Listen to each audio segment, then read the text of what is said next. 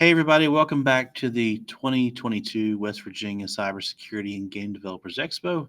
I am Patrick Smith, and we're going to talk here today with Chris May. He did a presentation earlier talking about how to go ahead and create yourself a security strategy in your environment to go ahead and figure out how to lock down your stuff. And we're going to have him talk today about how he got to the position he's at now at advantage technology. So spoiler alert, it's not going to be a traditional computer all the way through. So, um, Chris, you can talk us through this here, and we'll definitely listen and throw in comments there, and be amazed by your trajectory in. Thanks again. Thanks for letting me do the presentation early on the security strategy. I hope everybody found that valuable. It's an insight into what we're trying to help people figure out at all levels of business every day now. Um, if you saw my earlier presentation, it's pretty obvious that I love what I do. If you saw Dave Tackett just now, I listened to his presentation. I've known Dave for years. Uh, if you think that man doesn't know about election security, I'd encourage you to listen to it again. It's always an education for me. And I interface with a lot of the same agencies he's talking about because of the threat data that they have. He has access to stuff that I can't even have access to. They're excellent at what they do, and Dave loves it too, right? So there's a lot of us out here that love what we do, and the term, cybersecurity or being in cybersecurity is so overarching now, right? You see how Dave's is very niche focused, right? It's very driven by regulation, by law, by procedure.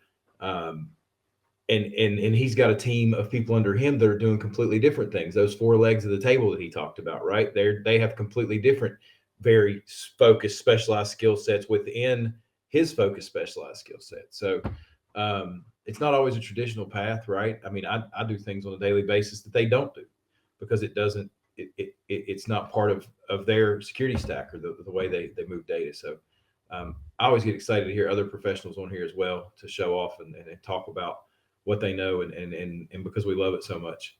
I guess a little bit about me to start off, maybe. Um, if you weren't on my presentation earlier, my name's Chris May. I am the director of security solutions for Advantage Technology. Um, and that what that entails when you hear, it wasn't going to be director of security, but people think of security. We need to start thinking about solutions, right? Not security products, not these tools we throw out at somebody, not stick a box on your network that scans it. Um, Really, what we look to do is provide a solution to your security challenges. So, under my umbrella are, of course, all of our cybersecurity offerings, um, the understanding of that, and knowing how to put that together, all of our security consulting, right? High level VCIO, VCISO work around security. But some things a lot of people don't think of is security is very deep now, right? One of the big things for us is physical security that falls under my umbrella. We're not going to send armed guards to your place, but I can certainly put in very advanced AI driven cloud based camera systems that can do facial recognition, tracking across multiple cameras, tracking across multiple jurisdictions.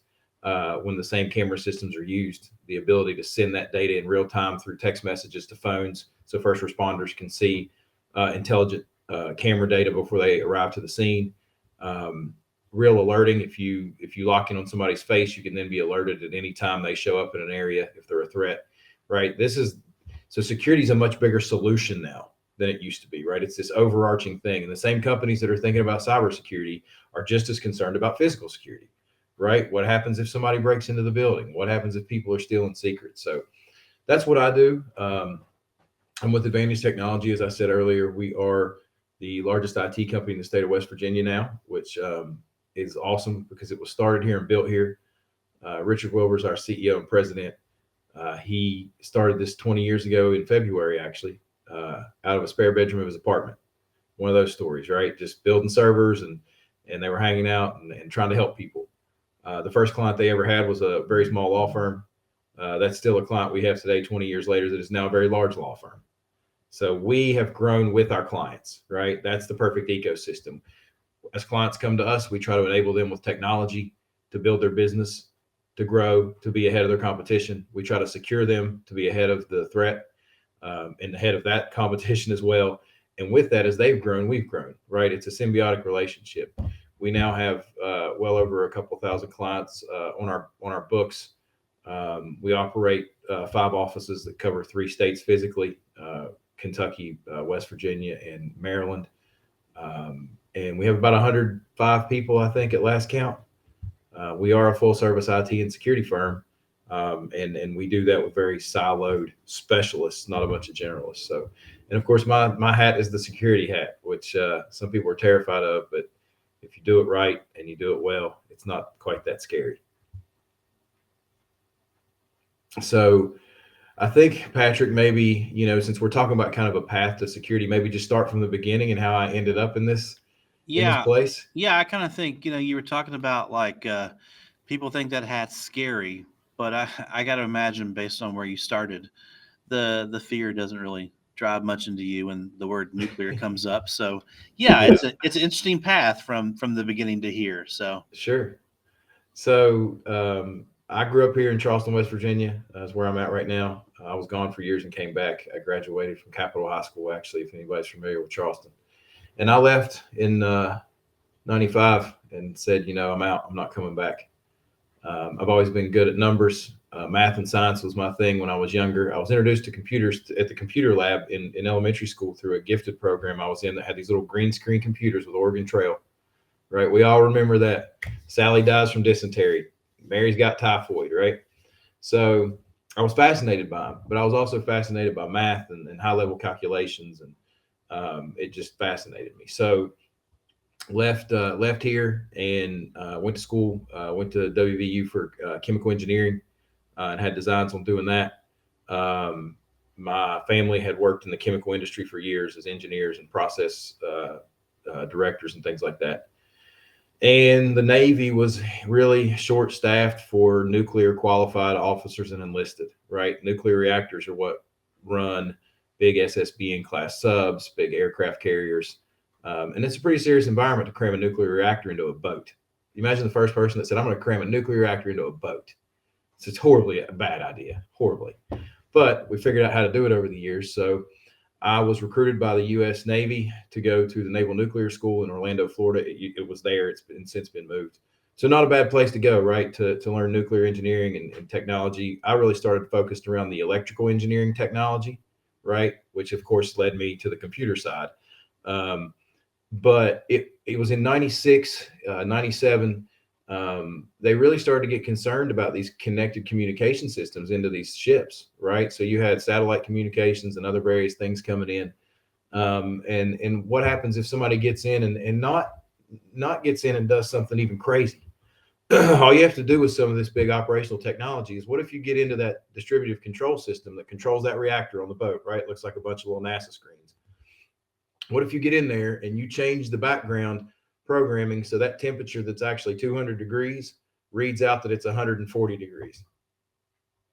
Because that's controlled through a process somewhere, through an op, through something, right? What if you change that, and now the person that's operating that machinery that thinks that that thing is at a low temperature and needs that certain measurement at that point in the process has to be at 200 degrees to run efficiently and not blow up? What's that person going to do? They're going to change that temperature. They're going to keep adding steam, adding heat, whatever they need to do to get that temperature up. And actually now you're driving it well above 200. You're up to 230, 240, whatever it may be, however much they've thrown it off. You end up melting the thing down and blowing it up yourself. And all they got to do is turn some alarms off so you don't know what you did. When it was realized how easy it was, people weren't too good about that. So imagine if it's pulling into Norfolk and that reactor melts down, has a runaway reaction, loses cooling. I mean, just anything. Because of that, then you've got a nuclear bomb that just went off on the coast of the United States. And that's the So, biggest, right? yeah, Yeah.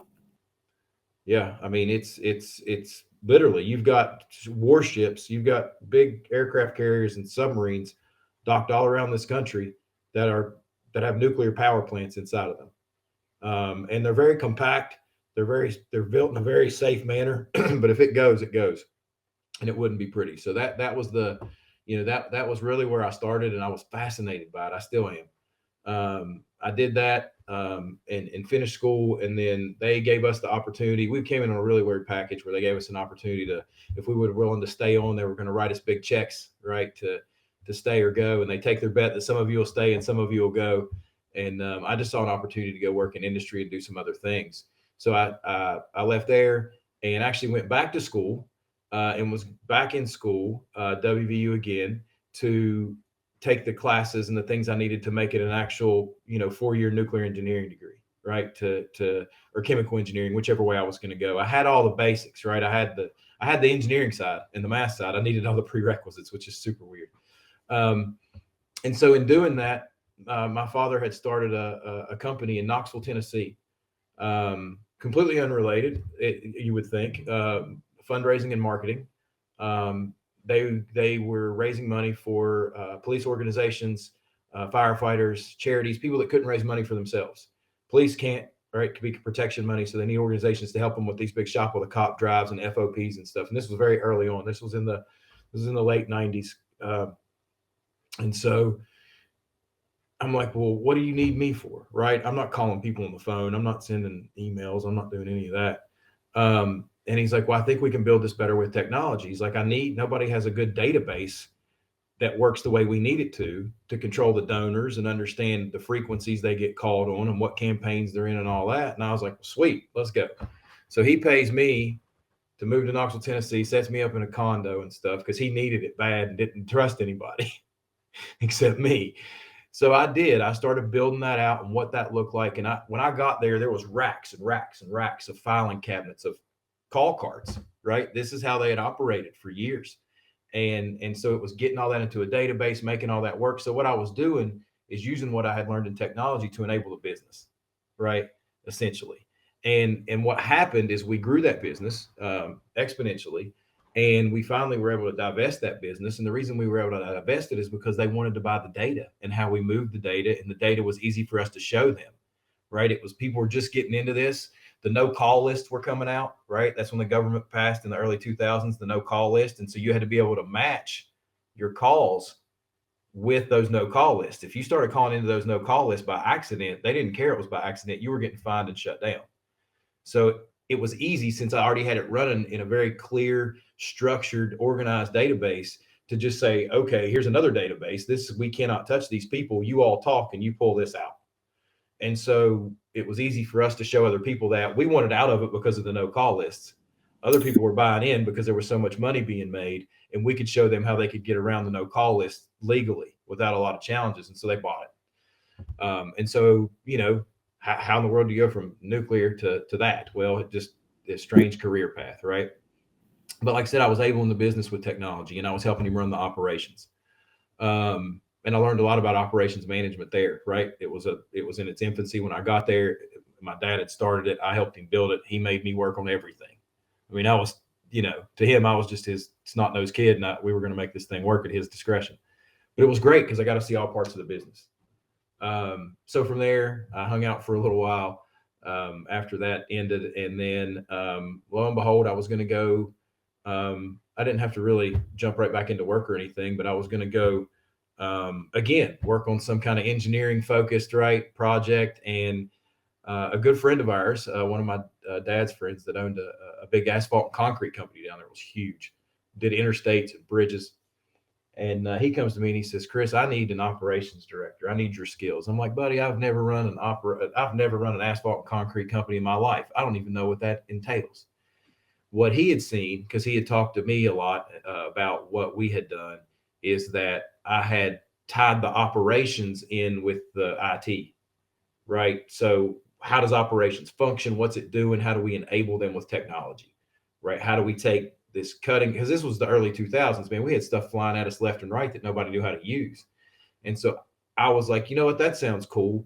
I was like, I can do that. You got to get me somebody that can really manage the day-to-day operations, though. And then I will be over here to enable them with technology and to help make this work, right? Just the simple thing of moving to a better technology solution for timekeeping and payroll made them an extra, the first year, it made them an extra $73,000. I mean, we're talking big, big $1 million projects, but just think about that. All we did, and that's after the cost of the technology. No. So that's 73,000 to the revenue, right? And so then I was able to go in and look and say, wait a minute, if we're huge cost for us would be if we went and picked up asphalt at a plant too early and got to a job site and we couldn't put it down because we hadn't planned accordingly. If we went and picked up loads and loads and loads of concrete that we pay for the concrete company for, and then we can't drop them in time and we just have to dump those loads and buy new ones. That's a huge problem in this process of building big roads and interstates and bridges.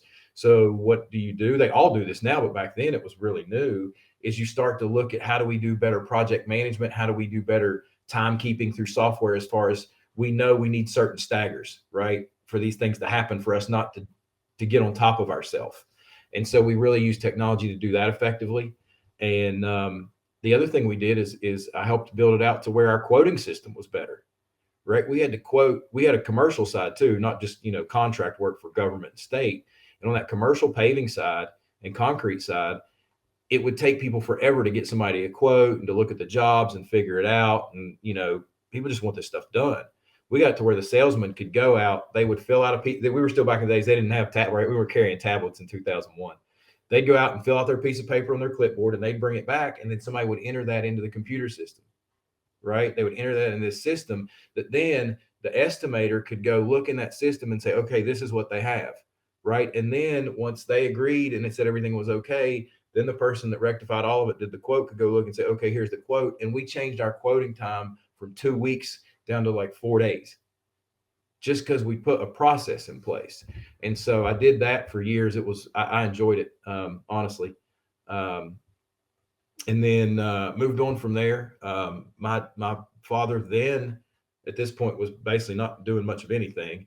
And he went and started worked with somebody to start a nonprofit that feeds and clothes kids and youth and stuff all over Appalachia, based out of Tennessee. And so I worked there as that's all done through large nonprofit 501c3 fundraising, complete tax deduction. And so I worked with them there for just a little while to help them organize their donor registries and do donor relations for them, and they had a lot of big businesses and stuff that were contributing. I mean, people like Dollywood, right? Like, and some of the bigger, the bigger companies into things like Disney and Pixar and stuff like that. So, I did that same thing. We revolutionized their technology a little bit, right? Different technology than I had done the other two places, because things are changing. I remember when I was working there, I got my first iPhone. So if that tells you what that is, right? I remember I had the iPhone, and we had some people on Macs and some people on PCs, and everything was still work grouped, right? We didn't even have, the organization wasn't even set up on a domain at that point when I got there. And so it just gives you an idea of time frame, right, of where we were in the technology space. And then, so for all these years I'm talking about, when I left West Virginia in 95, I was gone. This is me living in Florida, Knoxville, Tennessee, at the beach. I mean, just all over the place. So I'm doing that. And again, I've been thinking in my mind, like, hey, I want to get into something more around deeper technology again, right? Not just, and this whole time since I've been doing this for these businesses, I had to keep up, right? I had to know. I was basically working as a CIO, an IT director, a manager. I mean, these aren't huge corporations I'm talking about. So you learn to do everything. And I get a call. I'm standing at a Kroger actually in Tennessee collecting food. We'd tell people when they went in, hey, please buy these kinds of food and just bring it out, put it in these boxes, and we'll give it to people, right? It was just one of these big things we did all over Tennessee. And I got a call from DuPont Chemical. And the lady asked me, it was a headhunter, and she said, are you familiar with Bell, West Virginia? Which was kind of funny. I'm like, well, yeah, I grew up literally 12 miles from there. Like, I'm over on the other side of Campbell's Creek, which, if you know Charleston, it's not that far. My stepdad had retired there after 40 years. My uncle was there for 42 years. It's just connected to this community. And I said, yeah, that I do. And so they called me about a certain position that I had actually talked to them about in 2008, but the global market had frozen, right, due to the economy collapse. And so they had 40 people standing by to hire and couldn't do anything. So when she calls me in 2010, I'm a little leery. I'm like, I'm not going down this road again. I mean, they had us hired basically, and then just it hit. And so I said, I'll talk to them. And I came back here and I met with the people here locally. And that's how I ended up back in West Virginia. I was happy to move back here. It's my home. I had done a lot of cool stuff. And I wanted to see what I could do here. And so I worked in different roles there. I started in operations again, because I understand how the chemical, how a reactor works. I understand how distillation columns work. DuPont's making chemicals on a massive scale, but a reactor is a reactor. They just react different things. And you have to use a lot of water to cool things and steam to heat them up. And there's a lot of valves involved and there's a lot of electronics involved. And so that's how I ended up there. I was, at first, I was working in their control room. They have this big, massive control room that runs the biggest methylamines plant in the world. That's what runs down there in DuPont. It's crazy. Because again, you've got these Honeywell mainframes, right, that are running this thing. You've got this distributed control system. You got all this operational technology. You've got people that are trained chemical operators that are running these things with Windows computers sometimes attached, but they don't know anything about IT or technology, but they know everything about that big giant thing. And so what we had to learn to do, and a lot of my role was, how do we marry that together, right? Again, operational, IT, and how do we make that work? How do we get these guys to understand the seriousness of it? These are smart people, right? None of these operators in these control rooms and these chemical plants make less than $100,000 a year, but they're very smart at running a chemical plant. They can be tricked with an email, and this was in 2010. You could send them the worst email you've ever seen, broken English and just hardly legible, and they would open it and click on something. It was terrifying. But it was such a good opportunity for me, because now, like I said, we're in like 2010, 2011. So what's exploding at that point? IoT, right? Internet of Things is everywhere. We've been doing it under a different name in chemical plants and big, extraction industries for years. We've got disparate things, measuring things and reporting things from all over the place.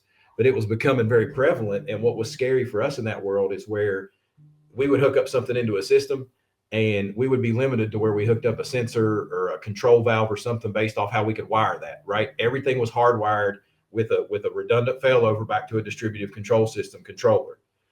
Now we got into a place where people were coming to us with solutions that were fully wireless, right? With redundant wireless, or we were using long range radio shots and stuff like that. That opens up a whole nother spectrum. And so we really had to quickly realize, like, wait a minute, what threat does this pose? Is it worth it? It's cheaper and it's easier, but is it worth it at the end of the day? And so that was fascinating to me. I loved it. I did that up until 2015, when DuPont split in half. This is the biggest chemical company in the world. They split it in half with a big stock split. And I knew at my age and the money I made, I was gone. It was like you had good co and bad co, and they turned that one into Chemours. And I was like, okay, I know what's happening. They treated us very well. They needed to pay us to stay on to help in the transition as leadership, and I did. And they were good to me. And I was one of the best career moves I ever made, and it brought me back home. In that process, in 2014, probably my best friend in the world since we were in college together at 18, his name's BJ Evans. He calls me up in 2014. He was the global head of mining, or he was the CIO of United Coal when they sold to Metinvest for like $1 billion. He didn't make $1 billion. He was also, then went from that, he was the global head of mining consulting for Tata, for TCS out of India, which used to own Range Rover. It was a massive company.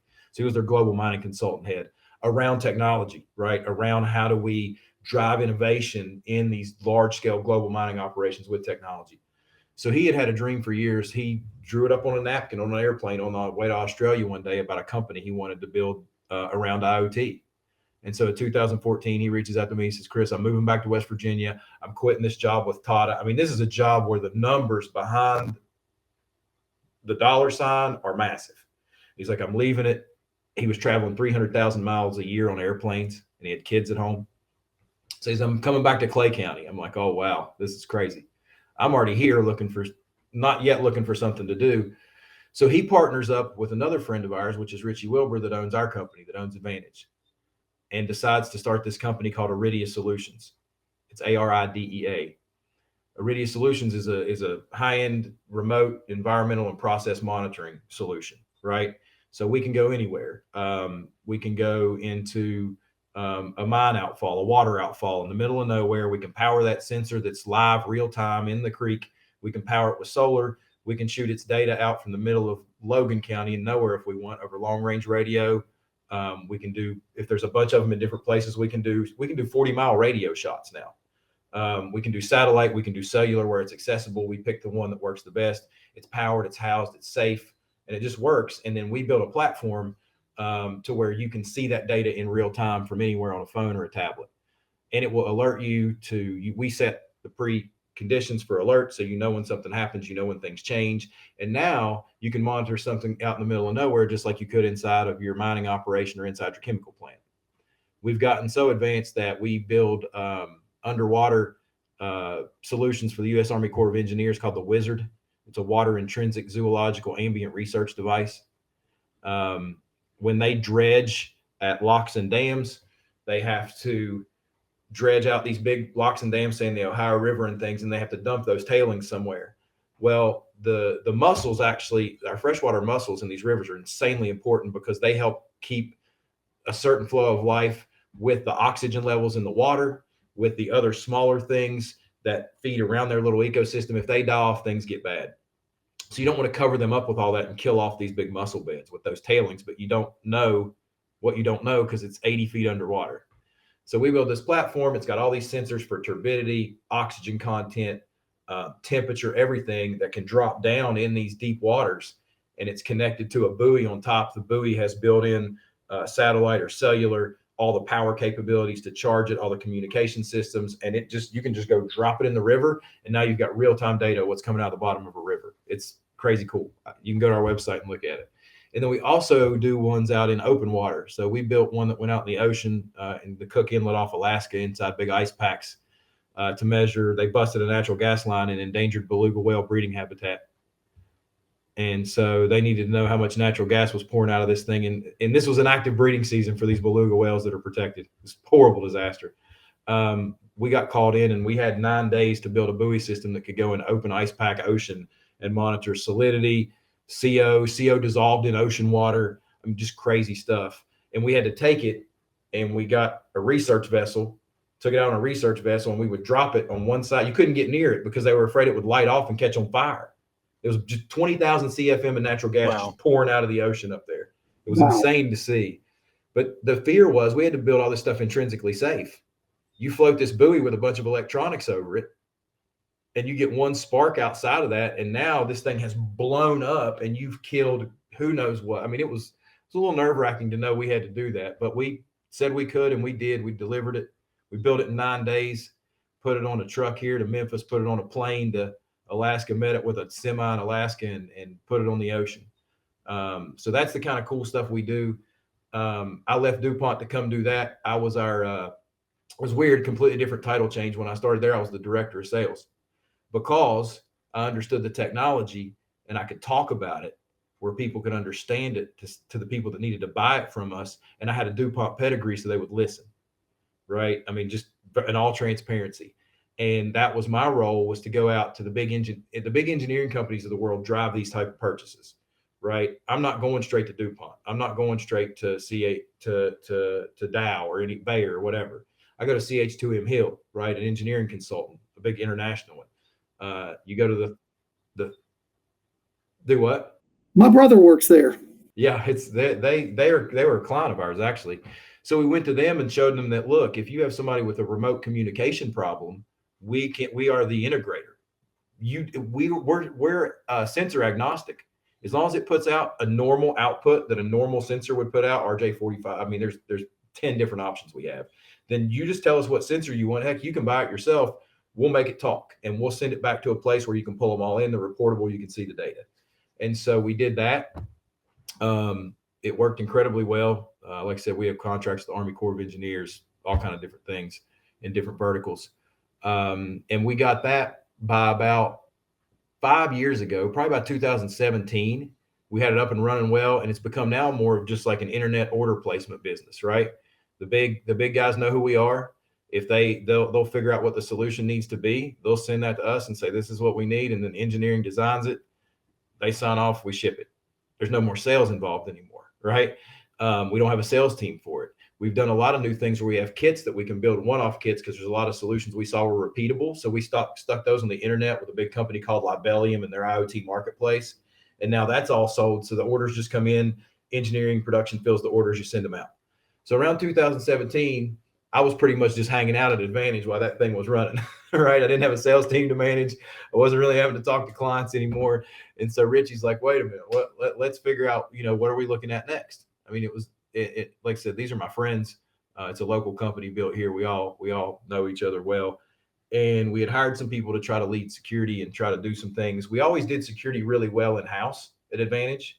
Richie's very focused on that, but we didn't have people that were good about getting out and talking about it and helping the clients understand the need.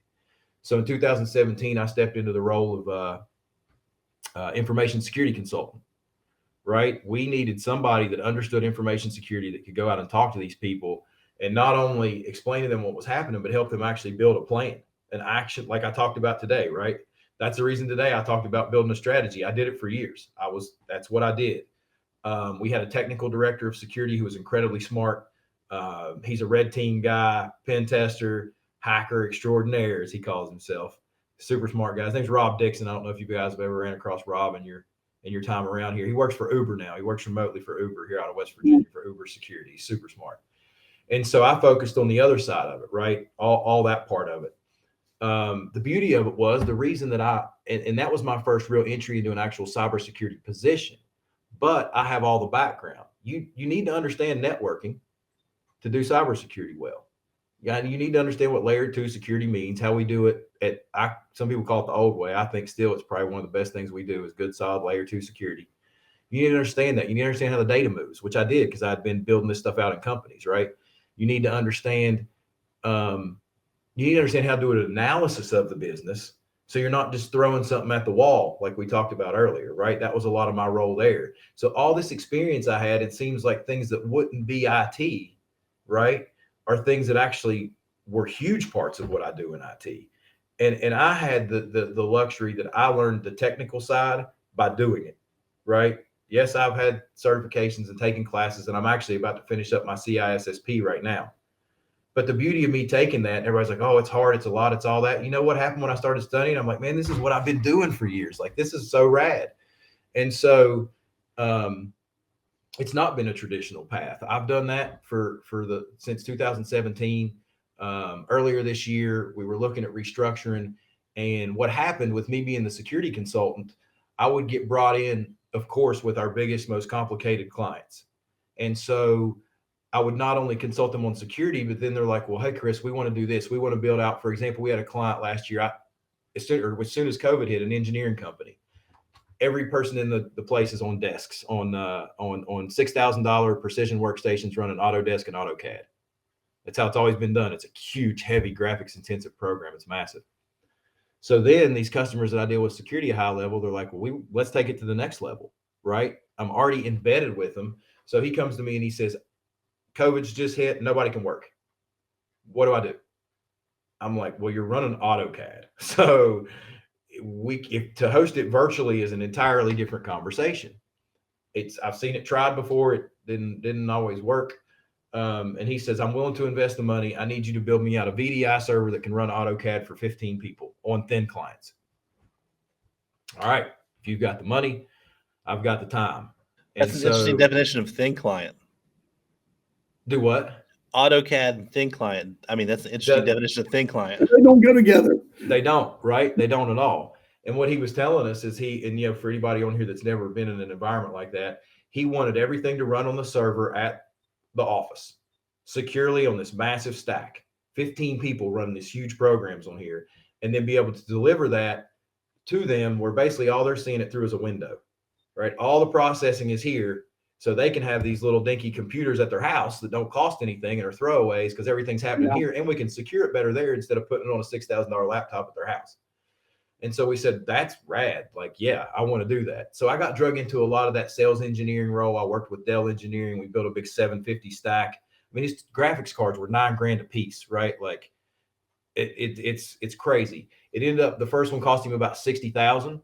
But if you look at his cost for those expensive machines for people, and it was actually 70,000. And what that was costing them, and they replaced them every 3 years, we kept them right on the same budget.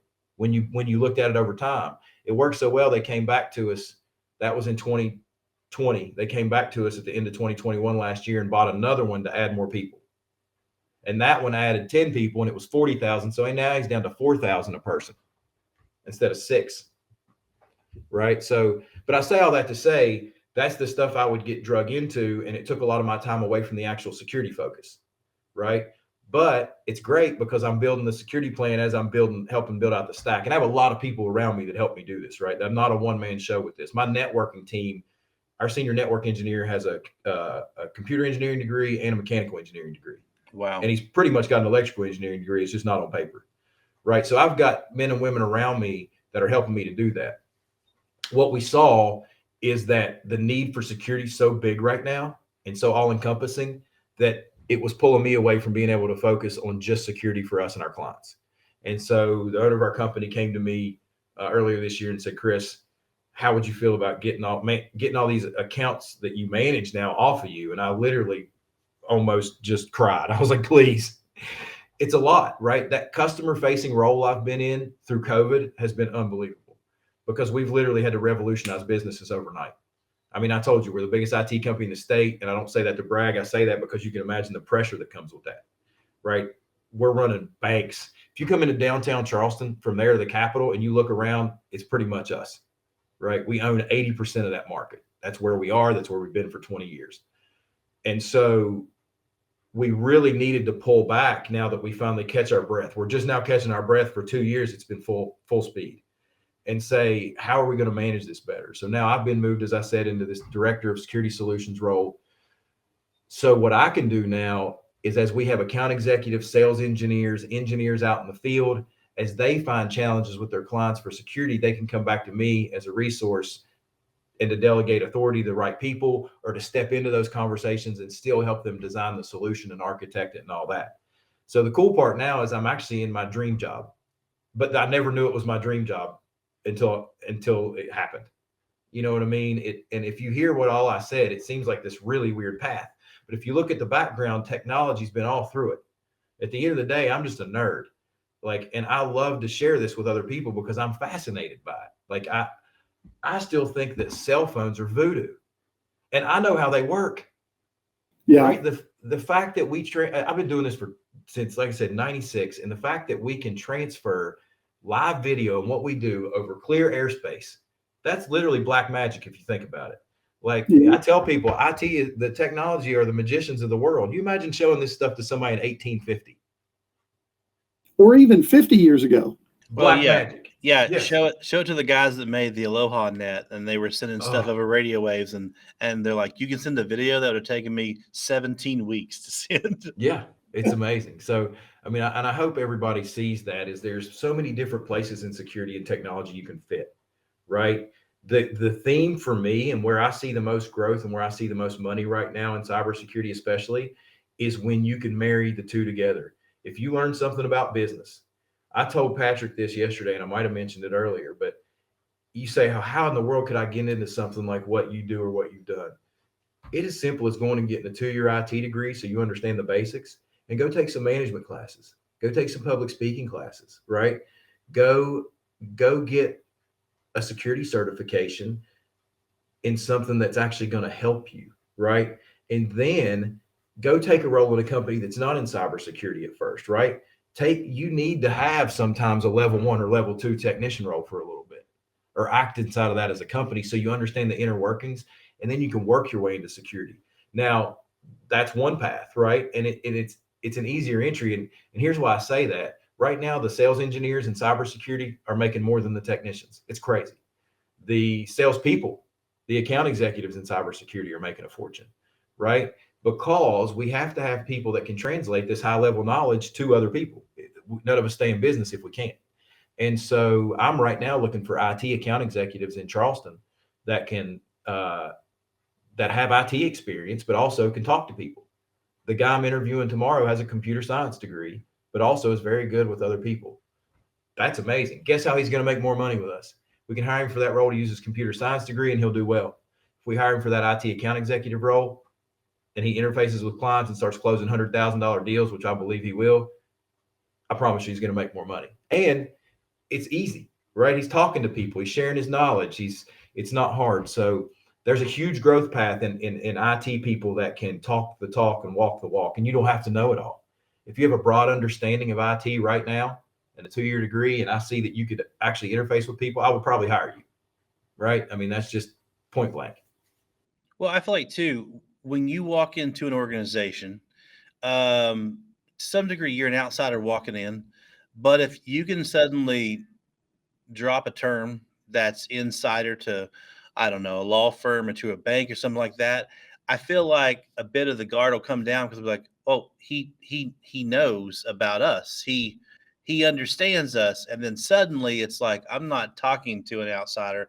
I'm talking to a kindred soul that understands me, and this person's going to take care of me. So I think True. I think, hearing your trajectory before we even did this, I thought, you managed to hit on so many sectors of industry that now it's not hard at all for you to sell technology to any of those sectors because you have a good foothold in all of them. And that's so important. I think back, I don't usually say this, but Microsoft was ahead of the curve, I think. Scott will correct me on this if I'm wrong, but I took some classes from Scott back in 2000, and Microsoft taught you in 2000 for Windows. It was Windows 2000 MCSE. They were having you design networks, and they were talking about stuff like talking to your stakeholders, making sure you get buy-in, making sure Mhm. you do milestones. They were talking about the Windows 2000, and there were concepts they talked about then that I was like, that makes a lot of sense. And they're concepts that I still have to talk about and train people on now because it seems like they've pulled that out. And it seems like naturally you started to get that. You're able to go in there. They would tell you, like, make sure you understand their business needs and you're able to Yes. convert it. Because if you walk in and you say, you need this $60,000 server, immediately their gut reaction is going to be like, what? No, I'm not going to give No. you $60,000.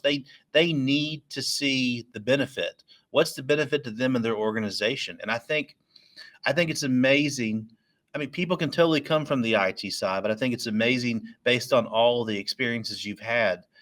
You were in those people's shoes at one time, and you can Oh, say yeah. you need this $60,000 server because it's going to allow you to bring in more clients, and more clients is more money, or the fact that they asked you about Autodesk, and you can say I can sell you a $40,000 server that will supply 10 people machines, and you just told me they were $6,000 machines. You're going to get a $40,000 server that's going to do what the $60,000 worth of machinery did earlier.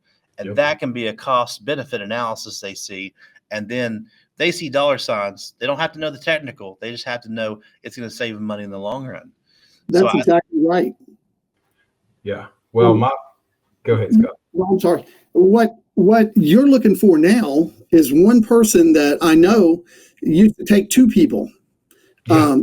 Because when I used to work for a company that, we did a lot of work for state government and business and so forth. My decade with them was back in the 90s. And so we did a lot of work for the state, and they would put out requests for quotation, and we had business, customers and stuff too. But we had sales guys that were really good people, but and they knew some technology, but they didn't really know it all. And so, the person you're talking about now would have been that person and me together, because we would get together. I would go over the RFQ and talk to him, and maybe also talk to the customer. But we would put it all together and then put in the quote. And so it's hard to especially as far as geeky people are concerned, to get somebody that's really good with people. And I'm sure you know that. And so to get somebody that's a really good interface between the tech side and the management side. I was in class the other day and I was explaining to people, like, why do we have to take, these business classes? And I said, well, do you ever want to move up in the world? Do you ever want to manage a department, or, something, move on instead of just be like somebody on tech support? Then you're going to need to know how to do budgeting, and you're going to need to explain yourself to the bean counter type people, that want they don't know about tech. They just want you to explain how this is going to make more money for the company or make things more efficient for the company.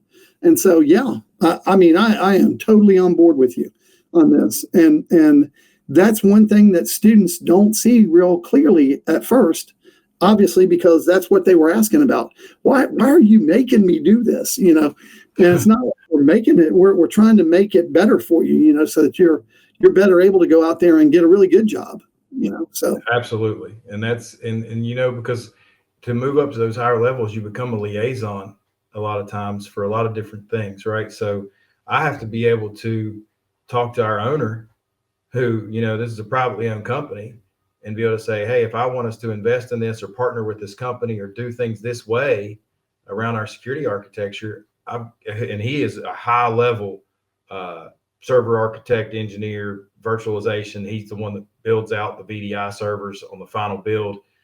I've got to be able to intelligently explain to him from a technology standpoint why I want to do it. But I've also got to be able to explain to him from a business case, is this feasible, right? How does this impact our costs? How does this impact the cost to the customer?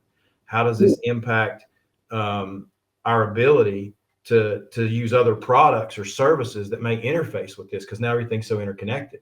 But then I also have to turn around, and most of my meetings, when we get final decisions, are with CFOs, COOs, CEOs, the IT directors are in the room. But the reason that I think I've been so successful at it for years, I don't have to drag a sales engineer in there with me that we're halfway talking over each other, right? Yeah. I can come in and sit down with all of them. I'm talking to the CFO and I'm like, listen, you can pay this much a year to build a security team internal. Here's the cost. It's easy to see. You can pay this much a year to outsource it to somebody that's really good, which is way less money and way better. I'm looking at the CEO who doesn't pay attention to the money as much every day. He's worried about the risk, right? So now I have to be able to talk to the CEO about the risk to the business. If we don't do this and we don't spend this $100,000, what's the options? Well, you eventually are going to probably get ransomware. It's going to be a minimum of $40,000 to $100,000 for us to recover you, right? Then they're in your system. You're 800% more likely to get it again. And you're going to shut this operation down for a week or two, right? On the other hand, invest less than you would pay for one security person and make sure that this is locked down and you're protected. And you'll also finally be able to qualify for cyber insurance, right? Those are all very different things that those people are looking for. I've got the IT manager or the CIO or CISO or CTO over here, and I've already had to be vetted by him first, or her, right? Yeah. He or she, I've had to sit down with and say, look, the way we always start this too, and why those personal skills are so critical. And you mentioned it earlier, Patrick, this is about trust. Cybersecurity is about trust, right? We talk about zero trust networks. We talk about what you trust in and out of your networks, but the buyer, the consumer, has to trust you emphatically. They're handing you the keys to the kingdom, right? Everybody that we do security for, we have access to everything, right? Yeah. That's terrifying for people, especially when it's their livelihood. And so they have to trust you, and they have to see that you're a partner with them. And even if you're internal, right? I've worked internally in roles like this where I had to answer to leadership above me. And what I wanted them to know is, look, I'm going to partner with you to make the business better with technology and security. And the way that you do that is you never try to go in, whether it's internal to your boss, whether you're doing a role like me externally, you never try to go in from a security standpoint and sell them on a product or a solution. Nobody's going to trust you with that. You don't even know what they do. Just like you would do if you're trying to solve a problem in IT, you would go do discovery and figure out what's happening and what's going on and do your research. That's why these people trust us. We come in for free and do a full scan of their networks at no charge, and I come back and do full security reporting and discuss everything about it with them. After I've already asked them 100 questions. What do you do? How do you do it? Okay, so Sally's the CFO. What's she do? Right? Who has access to info? Like, unless I know what your business goals are and how you're running it now, I can't help you revolutionize it. And so that if you can sit in that space now where you can listen to people, understand it, and it's super cool, especially if you're into IT, because guess what? Now you're a true problem solver. I walk into situations that are disastrous, And I don't get upset about it. I don't get worried that we can't help it, because this gives me a chance at the end of the day. If they will listen to what we say as a whole, not just me, as a company as a whole, and they'll invest, I know that when we walk away, I'm going to get a call later that says, Chris, this is completely, you've changed everything. It works. We're making more money. The systems are faster. That is, and they're secure, right? Nobody's off work for 2 weeks because of ransomware. Nobody's losing $100,000 from a business that John and Sally have run for 30 years, that their families had for 80 years. You know what I mean? These are hard conversations in security now. But if you can build that relationship and that trust with internally with your leadership, and also with the people that you're servicing. If you work in IT or security inside of a company, you need to consider yourself a managed service provider, right? Those people on those machines are your client. You need to provide secure, effective services to those people. You're never going to be able to do that if you're antagonizing them or if you're at war with them, right? We've got to, for years, I have heard so many IT and security people say, users are stupid. Users are idiots. You stop. Be quiet. You know why? We haven't trained them. We haven't taken the time to tell them what to do. If you send me, I'm not stupid, I don't think. If you send me in to do brain surgery, I will kill somebody. Nobody's ever taught me how. If we get very critical and very serious about educating our users up front, talking to them, asking them what they're scared of, asking them what their challenges are, being a part of the culture of the company, of the organization, them, because we need them to help us. I'll be honest, your biggest threat is the people. Oh, yeah. Every day, we can lock down firewalls, we can turn off RDP, we can shut down listening port, like we can do all that stuff, right? But there are your network. You got hands all over it. And half of them have local admin access, and you're letting them download iTunes and Facebook, and we can't just shut them out. What we need to do is bring them in. Same thing with the CEO. You may hate the CEO. She may be awful, but you need her buy-in, right? Because if you can't interface with her, and if you think, well, she's stupid and doesn't know anything about IT and won't give me a budget, well, try this approach. Sit down with her and let somebody come in from the outside, or you yourself, do a basic cybersecurity training with them. Do a 1-hour training where you cover basic cybersecurity, how people get in, very understandable to anybody that doesn't know it, and teach them what the threat is, how at risk they are to the threat, right? How risky it is at home, their kids' data, all that. Guess what happens? Conversation changes. You're not trying to sell that CEO anything. Now she's coming to you and saying, Chris, oh my gosh, now she's educated now because she's smart, right? They wouldn't be there if they weren't smart about something. And they come back and say, oh, wow, we have a huge problem we didn't know we had. Chris, what's the solution? How can I help? That's where the trust factor comes in. Yeah. Those soft skills come in. If you can find yourself in that place in technology for the next foreseeable 100,000 years, if we last that long, you're going to be employable. This is never going to go away. The threat gets worse every day. And there's not enough of us. You finally get that buy-in, from like you're saying, get that trust, get that buy-in. Yeah, absolutely. Yeah. Scott, I was laughing earlier to myself because when you were talking, I was thinking about your horror stories. I feel like I remember a couple of them from the computer store. I feel like you said somebody besides you went in and maybe sold a false bill of goods, and then you had to come in and do the hardware, and you're like, we had to split the profits. And like, I feel like being one person now, you wouldn't have much antagonizing, but sometimes the salesman and the actual technical person didn't always interface as well with each other personally, I suppose. Yeah, that's true. I have to say, though, the guy I worked with out of the Huntington store, he was a super great people person, and he never tried to misrepresent what he knew and what he didn't know. And so it actually, the story you're talking about was a little bit of a dust up between Huntington and Charleston, a salesman from the Charleston store. But the guy I worked with it, and we did all the state government stuff out of Huntington. And so he was really good. But Chris, like I have always felt exactly like what you're talking about, because it is so critical to be able to speak the language of the person you're talking to. Get on their level. If they intrinsically know it up here, then you want to talk at that level. Hey, I want to talk to you, person to person on where you're at. And if it's an end user, that has much less knowledge about something, then talk to them in ways that they can understand. Don't talk down to them, but talk to them in ways that they can understand. And then eventually, they have the trust with you, and they've also got the feeling that you are the problem solver. And so they're upset when they call, but they know that they're going to make this call and you're going to take care of it. You are the hero. You're the superhero. And so they don't mind spending the money because they know that you've got their back and you're going to handle it for them, and they can trust you. But as soon as if you lose trust with somebody, your name is mud. Well, the biggest thing I see in IT that causes some of the younger folks coming in problems is don't ever misrepresent or overrepresent what you know and can do, right? It's crazy. Yep. It will come back to bite you, because if you do, and then, for example, I've seen it so many times, we will have somebody that hires a new person in IT for a company. Most of these companies don't know what they need in IT, right? That's why a lot of them are just outsourcing it now. Yeah. But they'll hire somebody that says they can do all these things. And then, so immediately, we're their IT support. So we're like, okay, cool. You know what I mean? And we know what we're getting.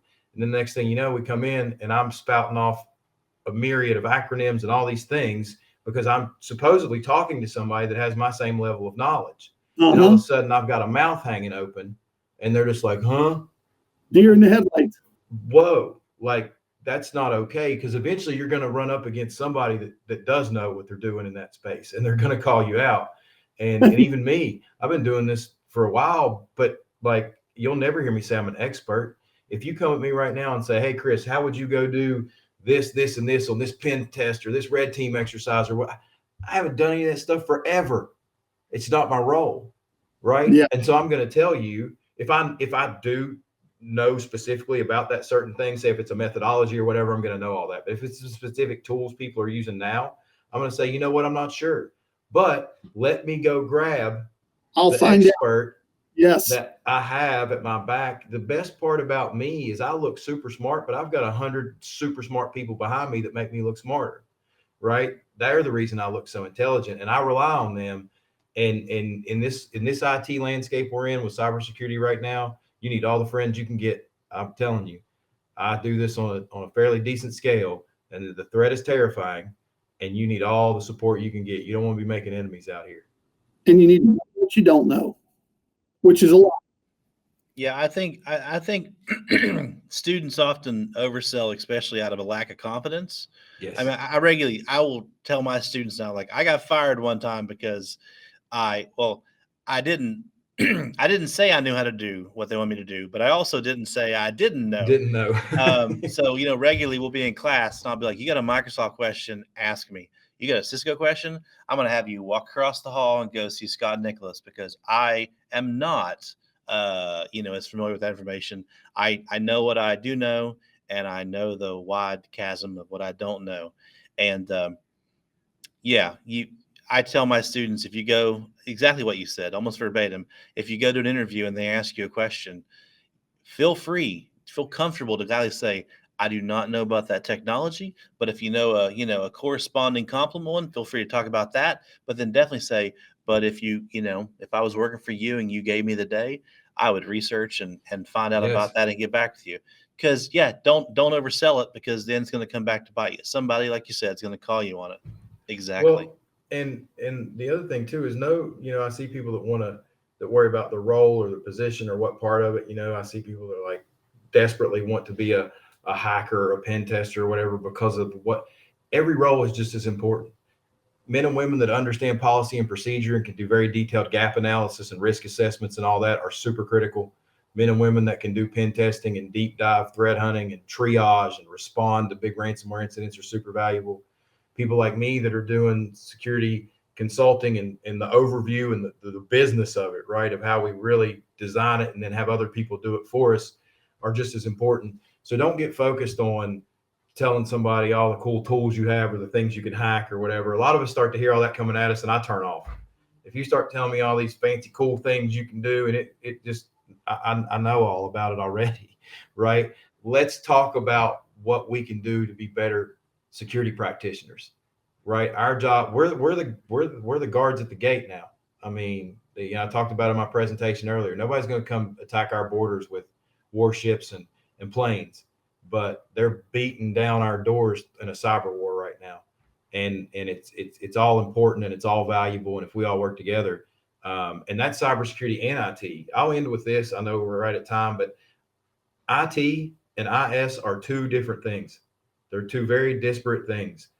The job of IT is to move your data, to make things work, to make things function, to make things accessible, right? To make things work. My job in IS is to lock that down and make them not as accessible, still yet accessible, make them functional, but maybe slow it down just a third of a second so we can scan it real quick and make sure it works, right? To make sure that there's policies and procedures around how it works, right? You need in any company now, you need an IT team and you need an IS team. It's but also this is what I'm getting to.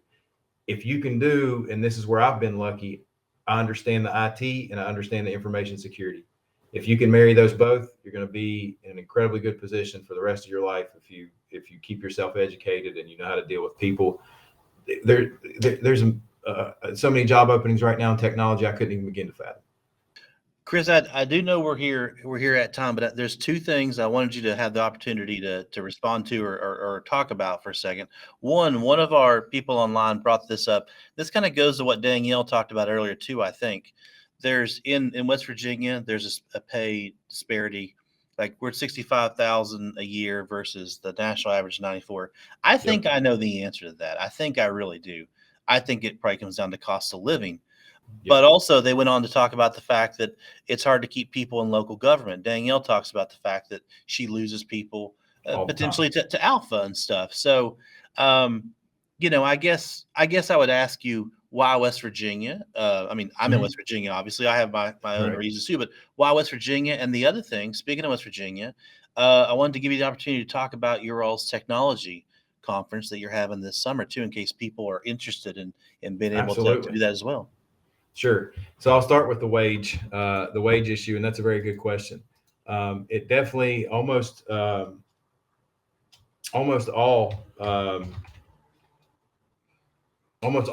technical roles and any job role actually in West Virginia is typically underpaid from other places.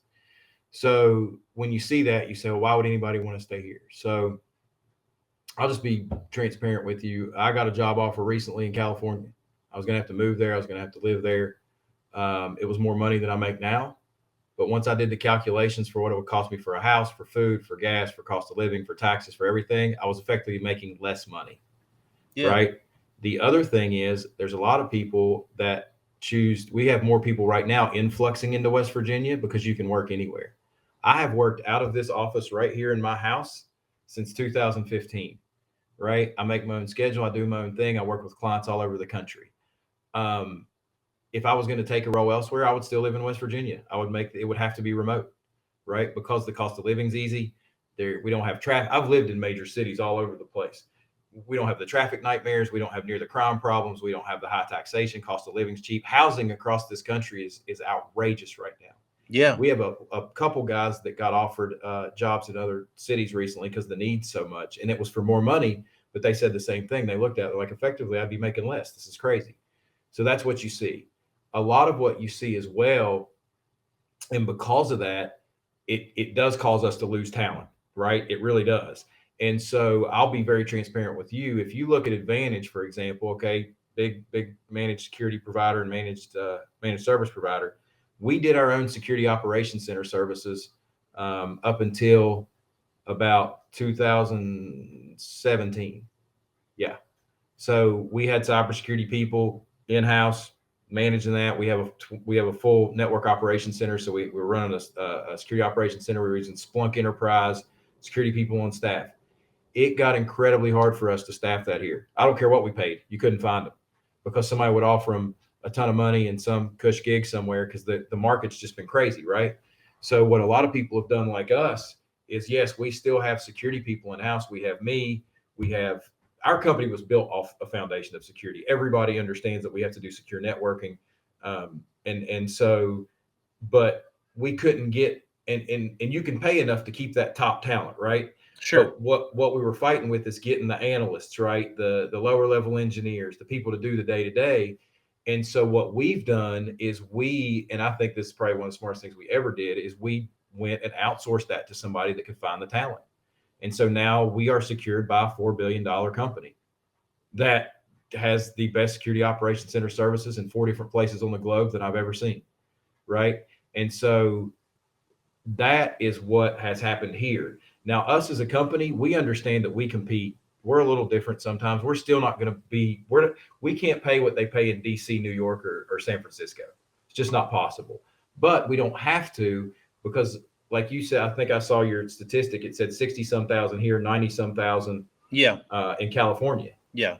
We've had two people one of them physically moved to California for a job, was there 4 months and came back because he didn't do the analysis first. He didn't look at what the real cost of living was. Well, we had a guy do a keynote one time who talked about if you want to get into the game development, you could go to San Francisco and you'd be paying like $3,000 a month for rent. And the amount of runway you'd have to quote unquote make it out there is a much shorter runway than if you decide to stay here in West Virginia, where there's not a lot of opportunities for game design, but you're going to have a much longer runway because of cost of living. And I just think you can buy $100,000 house here. You buy a $100,000 house in San Francisco, and it's effectively an outhouse. So like, well, there's not one. Well, but I'm just saying, like, I saw a post the other day where someone's rent was going to be raised to $5,400 a month, and I was like, that is like my mortgage for 6 months here. And so, it becomes the fact that like, okay, you get paid less, but also your house, your cost of living here ends up being less. And like you said, totally, you can do the remote work and you can do it remotely. And, but I know overall that $95,000 amount is the average of the entire US. But even though we're at the mid 60s there for that, I really think cost of living wise, if you make $65,000 a year and you buy $100,000 house, you're doing some good living. You're going to pay that house off soon. So I mean, around here, it would be a great situation. And the other thing I would also wonder if you agree about is that you move to Columbus, some base bigger, it's going to be more cutthroat. You just said you can't find people around here to hire. In there, every time they hire somebody, they have 60 or 70 applicants. So I feel like it could be a little bit less stressful here as well. There's a lot of benefits I have to this. I mean, families here, and I like the location. I like having seasons. Some people don't like having seasons, but I do like having seasons. Here where there's actually a winter and it may actually snow around Christmas and that type of thing. So there's a lot of fringe benefits I feel like to the area. But cost of living really helps too. The biggest part of this now is I have two friends right now. One's working in Columbus remotely from here, and one's working in DC remotely from here. They both used to work for us. They got crazy job offers that we were like, go get it. Because what you can do, and this is what they're doing, they're staying here with their cheap cost of living, their families, they're happy. One of them's working remotely in Columbus, and they're paying him Columbus money here on our cost of living. The other one's working in DC. They're paying him DC money just as if he was living in DC to work in West Virginia. But that's rad because you're still contributing to the local economy, right? You're still putting money back into here. And now we're seeing people moving in IT. You can almost force a role unless you're going to be a hands-on technician that needs to rack and stack. Right. But you can almost force it now to where you say, I'm just going to work remotely, right? It's so normal. We've all done it, especially if you're in those roles. All the SEs, all the sales engineers I know, and in IT and security salespeople, none of them work in an office anymore. They're living wherever they want to, usually where they grew up or where it's cheap, and they're working in bigger places and making that money. So it does add some challenges, and I see why you would ask, why would anybody want to stay here? I hope we've answered some of those, and I hope that people will start to think about that is if you can't find an opportunity here, go look for remote work, right? If you're happy here, stay here, keep what you have. It's cheap. My house is, I have nothing in this place. I'm gonna live in the city too, right in Charleston by the Capitol. If I had to recreate this in another city, I'm looking at millions. It's not millions here. I can promise you that. Yeah. And you made the comment to me, you're 6 blocks from work. Good luck. You're going to be in the suburbs, man. You're going to drive in, do mass transit. So there's a lot of interesting, great fringe benefits people don't think about. But Sure. yeah, I want you to also be able to talk about at least mention to everybody out there your technology yeah. conference. So I'm going to share a screen with you if you don't care. sure, yeah, I'll pop it up here. This is our website. Like I said, I'm with Advantage Technology. We're doing a technology expo. We did it before, but COVID, of course, came in and caused us some issues. Here we go. So we are on July 21st and 22nd. We'll be hosting our technology expo at the Civic Center. We're going to be having Arctic Wolf, which is a very large and the leading security operations center as a service provider right now, is going to keynote at the lunch. We're going to be doing emerging technology seminars that morning, and then the lunch break with Arctic Wolf. The afternoon, we're going to have some different seminars on networking and server seminars. And Friday, we're going to do some end user and cybersecurity seminars. We're going to have vendors there. If you guys know anybody that, works at an IT vendor, like a Sonic Wall we already have them, but if you know somebody that works for one of the actual hardware manufacturers or a software company, let us know. We'd be happy to have them exhibit and be there once they're vetted. It doesn't cost them anything. I think it's $23 or $29 to register. If I'm not, 19. So it's $19 to register. You can find it through Eventbrite. And it should be a good time. This is a picture from the last one we did before COVID shut us down. So you can see it was very well attended. Hopefully you can see that a little better.